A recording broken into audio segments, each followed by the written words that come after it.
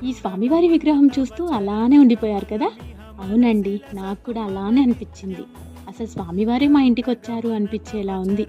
ఆ డీటెయిలింగు, ఫినిషింగు ప్రతి చిన్న డీటెయిల్ ఎంత అందంగా ఉందో.